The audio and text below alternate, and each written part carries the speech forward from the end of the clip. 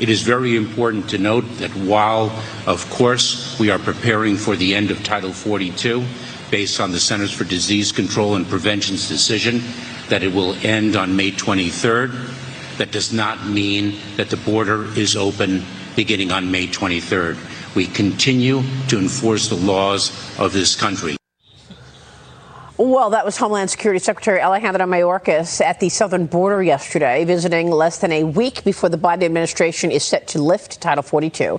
This is the number of migrant encounters soared to new highs last month, reaching over 234,000. And that time, nearly 118,000 were also released into the U.S., and these numbers do not include the gotaways. There are at least 100,000 gotaways, those people who were seen on surveillance camera that have come into the country, and we don't know their intentions. Joining me right now is Florida's Attorney General Ashley Moody. AG Moody, great to see you. Thanks very much for being here. Great to be with you. So what is your assessment of what you just heard from Mayorkas? It's an outright lie. And Maria, I have never seen, and we are way outside the bounds of partisan policy here. I have never seen such purposeful undermining of our nation's security. And when he said they are enforcing the law, that is a lie, an outright lie. We have documents we uncovered that shows they know their lax policies are encouraging these surges. They know that we are fueling the violent cartels as a result of these policies. They know that ending Title 42 is going to have significant safety implications. And the lengths to which this administration is going to cover up the disaster at the border is astounding. And we have seen this from the beginning. Yeah, I mean, I was with you at the border several months ago at the end of last year. It was you and many other attorneys generals, and you all said the same thing, and that is every state is a border state. How many hours do you think it takes before the fentanyl coming over the southern border gets to Miami?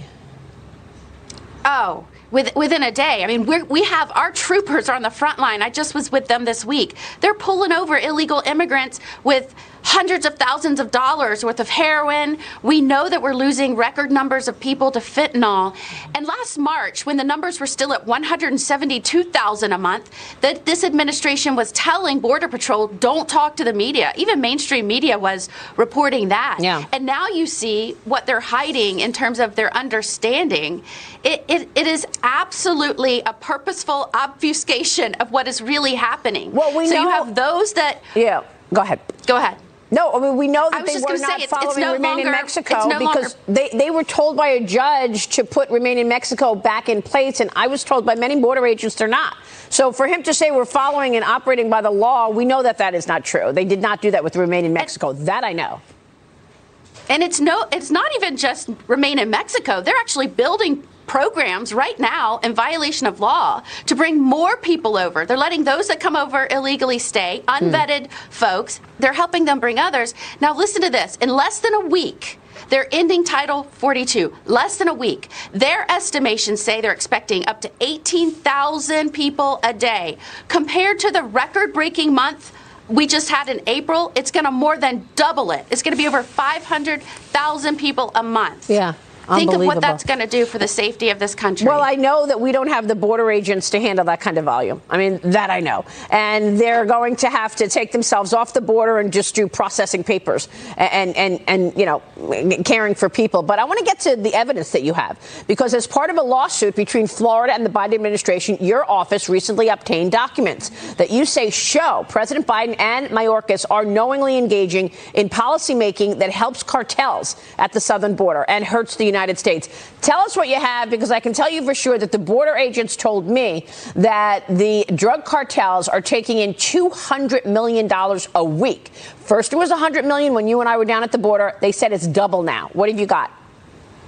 Absolutely. The routes that they have secured, the money that's coming in is out of control. And our documents show that this administration understands this. And again, people always ask me why. Why would they be pulling Border Patrol off the border just to process more people into the United States? Why in the world would they allow 42 people on the domestic terrorist watch list to come in? Why in the world are we not stopping those that are coming over with record criminal histories and trying to do more to control the border? And all I can tell you is that this has been a purposeful cover-up. They've even brought in now a disinformation czar to make it sound better than it is. This is like we have never seen. This is a purposeful undermining of the border. It is a purposeful cover-up, and we need more than just this network to start paying attention. And I am so grateful you actually went there to talk to the police. When we were down there, they said, this is unbelievable. We cannot control it. Yeah. President Biden has never even been to the border. Wow, incredible. We took the show there 4 times. We've seen the evolution. AG, Moody, good to see you. We will continue to show a spotlight on this story. What a shame, really shameful of the fact that the only place you'll see this story is on Fox Business and Fox News. We'll be there. Thanks very much, Ashley Moody, and we will be right back. We got the Hot Topic Buzz on the other side of this, so stay with us.